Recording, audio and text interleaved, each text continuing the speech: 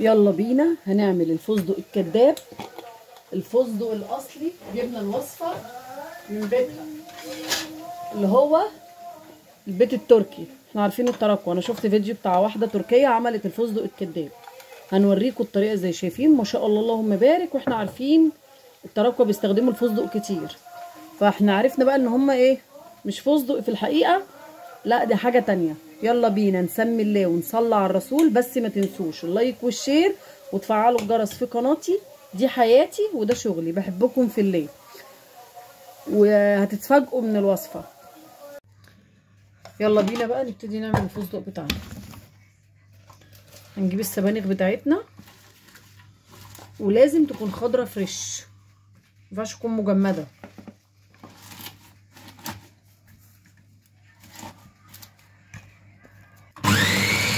هنضربها ضربه كده بسيطه. هننزل عليها ربع كوبايه من الزيت، ربع كوبايه من الميه، وهنضرب كويس.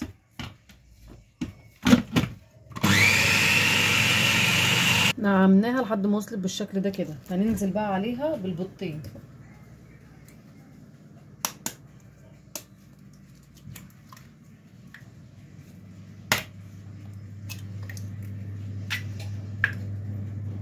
وهننزل بكيس من الفانيليا،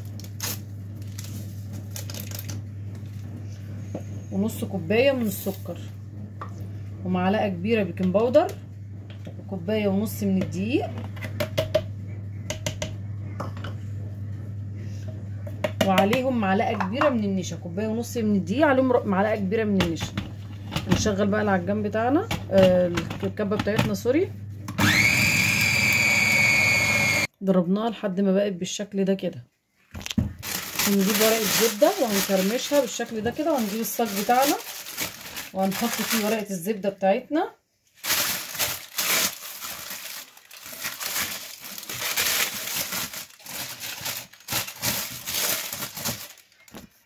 هنرشها رشه من الزيت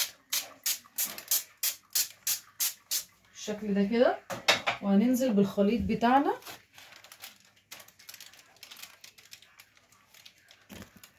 هنفردها بقى في الصاجه بتاعتنا كده، هنفردها في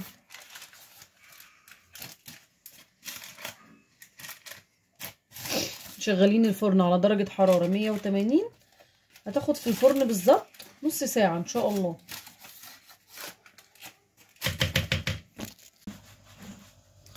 اول بقى ما طلعت معانا من الفرن بالشكل ده كده، نجيب الصاجه التانية او شبكه، نطلع كده اهو على طول، نحط دي كده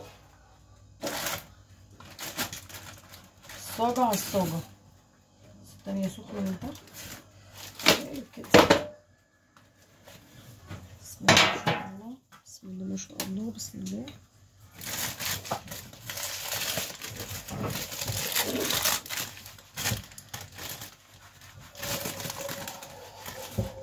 مش هنعمل فيها اي حاجه غير ان احنا نسيبها تبرد.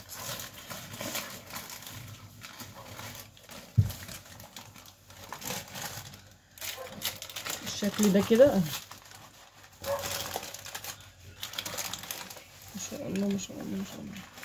يا رب تكمل التجربه دي على خير.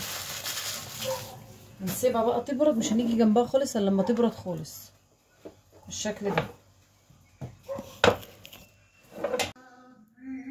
بردت بقى معانا بالشكل ده. هنقطعها، بنسيبها لما تبرد خالص. هنقطعها كده، بصوا هي لسه طريه شويه اهي، بسيط خالص. هنقطعها كده.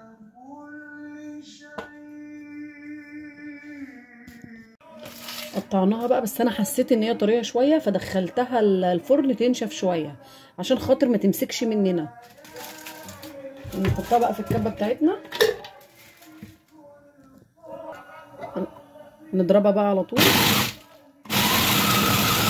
ضربناها لحد ما بقت بالشكل ده كده، شايفين حبيبات بالشكل ده كده. هنحطها بقى في البطرمان بتاعنا. عملوا معانا بقى الكميه دي ما شاء الله اللهم بارك. الكميه دي زي ما احنا شايفين كده.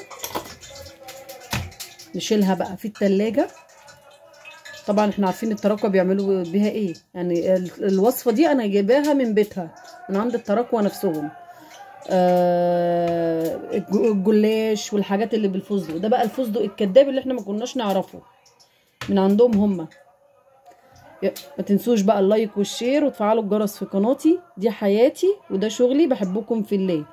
واي وصفة بتعجبكم واي حد نفسه في حاجة يبعت لنا واحنا هنعملها له.